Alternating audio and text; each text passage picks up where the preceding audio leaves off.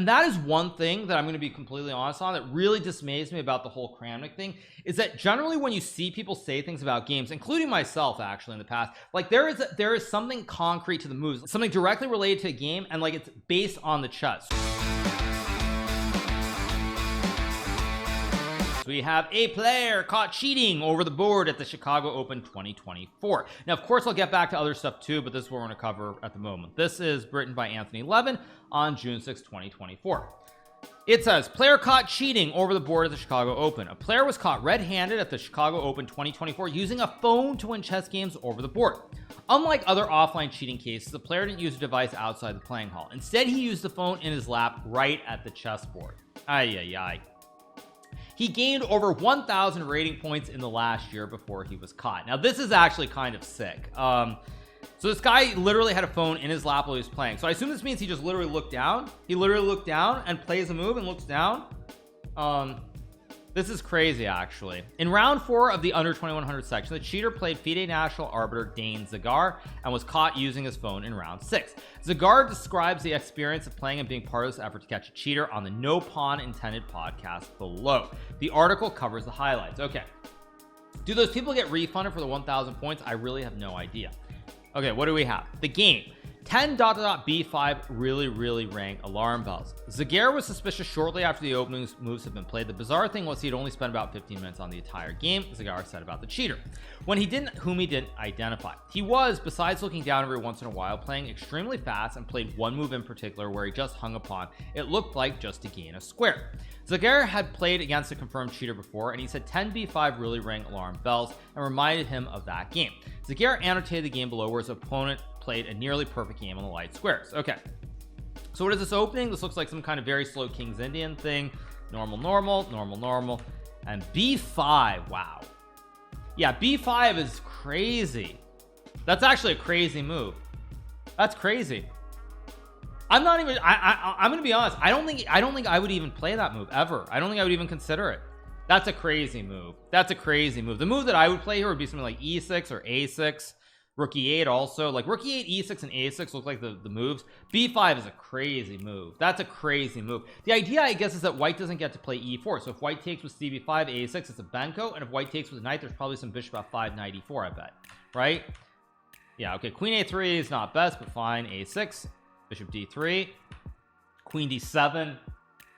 This is an all-star move. I mean, I think top players would find this, but this is an all-star move considering the opponent was probably like a 1500 or something. Takes, Rook B1, Queen F5. Okay, all normal. Bishop D2, and I guess black should have a bunch of pawns here, right? Yeah, black should have a bunch of pawns. F5. Okay. Wow. Impressive. I think this guy's like 2000 or I don't know what the rating is, but do they say what the rating is? Yeah, do they say? I don't know. Anyway, let's keep going. Okay, a great game, by the way, a tremendous game. That's all I can say. After one of the worst beatings in my life, Zagar hoped that talking to his opponent would ease his suspicion, but it only made things worse. He mentioned a chessable course that's basically for 8 to 1200 players. He didn't know what a hole in the position was, which was really weird for someone who plays a hyper modern opening. Additionally, the player was annoyed that the game took so long, with most of his other games lasting to 20 to 30 moves. Okay, Zagar's suspicions weren't assuaged, and another player would later contact him with his own suspicions. Spaghetti-o time. Let me move the chat, by the way, so it doesn't cover anything for the article. But yeah, this is pretty bad. Okay, round 6, the player caught with a phone in his lap. The most high-profile case of over-the-board cheating in recent times involved the late IM Isa Kasimi Igor's Rousas, who had his GM title revoked after using his phone to cheat in the bathroom. There have been smaller cases like in the Romanian Championship last year where a player also used a phone in the bathroom. What's remarkable about this case is that the player didn't even go that far. He used his phone right in the playing hall. Zagar said, I would really credit my round 6 opponent Anuj. I don't think I would have pursued it without him actually contacting me through Facebook. The night before the game, Anuj Dahia sent Zagar a private message saying he suspected the opponent they both played. They agreed to both watch that player in round 6 while they played their own game. The player whom they closely observed started playing at a much weaker level than in his previous round. Since we started watching him, he actually dropped a piece and started playing pretty poorly because I think he was nervous to pull it out and look at the phone. He went from 11 cent pawn loss, a perfect game, to whoops, I lost a piece. Okay. He started losing, and then he had to pull out his phone, and that's where he got busted because he wanted to save himself. Oh geez. Zagara said it looks like a slightly more sophisticated operation than just looking at a phone under the table. It looked like he had something else potentially attached to it as well, so it sounded like he had some way of strapping it under the table. As for his game against Dahia, it was not the best game by either of us because we were both so distracted. Zagara ended up finishing clear first in the section and winning $5,000 along with another $1,000 with his mixed doubles team. 1 year of cheating, how could it have been prevented? It wasn't a one-off for the player caught cheating. His incredible climb started in January 2023. He jumped from a rating of 1132 to 2086 after 8 tournaments. He won 2 of them outright, earning over $4,000 in prizes as his rating increased over 1,800. He took buys or withdrew in the middle of open tournaments. His first 5 games of the Chicago Open were rated. Yeah, what a beast, right? Even after he was caught cheating, only game 6 was left out the round he was caught, Zagara said. It was very likely this guy was cheating in every event for a year. Oh yeah, look at this graph. Oh man, look at this graph. It's a nice graph. It looks almost like GameStop. Okay. Zagara said that the tournament directors were initially dismissive of his complaint and that they're often too busy at large tournaments to take a deep look.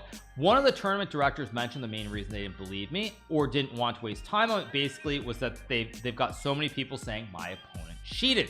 The organizer, Continental Chess Association, declined to comment.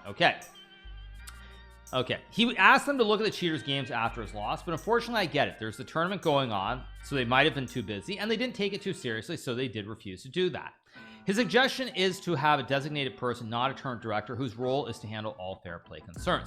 The tournament director, I don't think, is capable of catching the person during the event. If Anuj and I hadn't harassed the tournament director so much, I don't think it would have happened during the event, maybe afterwards. Now, the main issue here is that ultimately there aren't enough people watching. So like most people here probably don't understand how it works, but usually the way these open tournaments work is you have a tournament organizer, you have somebody who does the pairings, and you have like a couple of tournament directors who follow the various sections, but it's probably basically I would say on average one arbiter for something like, I'm gonna guess like 100 people at least, if not more. So it's more about manpower than anything else, but of course, you know, large reason there isn't more manpower because there's no money involved, or not enough money involved in chess to begin with. So let's keep going. While technology and chess engines have become exponentially stronger over the last 2 decades, Zagara pointed out that anti-cheating measures haven't evolved at the same pace. Besides making sure people don't bring cell phones to the bathroom, they haven't really changed anything from say 2005. They did want players outside the bathroom, but that method let slip the player who potentially used his phone right at the table for over a year. All the money he's earned, I don't think he's gonna have to pay that back, said Zagara. Wait, what? He's not gonna have to pay that back? According to Zagara, the ideal procedure for handling a cheating claim would be: number 1, a player fill out a form to officially accuse someone of cheating. The accuser would input their game into chess software and point out suspicious moves. If there is merit to a claim, a committee of experts and masters should convene. Number 4, approach the person suspected of cheating.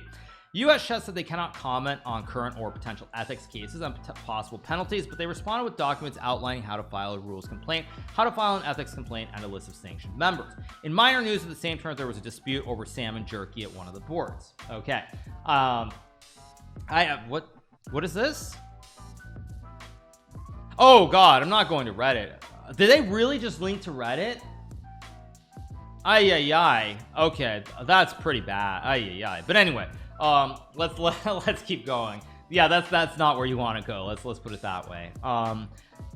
But yeah, so anyway, yeah, this is, I mean, I think in general this is good, but the problem with open tournaments, yeah, open tournaments, the problem is there aren't enough TDs or arbiters around.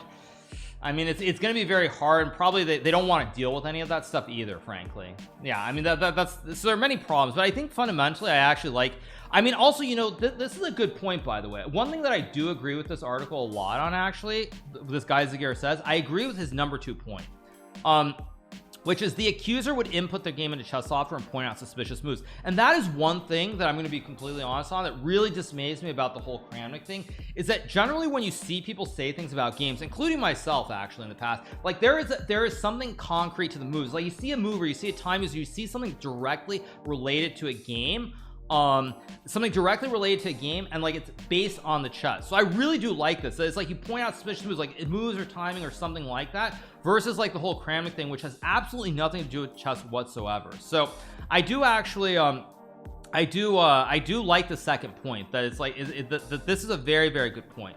This thing about you, it's like what moves look wrong, what time you should look wrong, like what's going on, as opposed to saying it's statistics. Like statistics is just not a valid method. And honestly, like for Kramnik with all this stuff, if he actually gave moves, I would love to see him say like this move looks weird or that move looks weird, and to ask a player like myself or Jocelyn to explain it, because that would actually be a much better conversation to have. But anyway, that is the end of this article.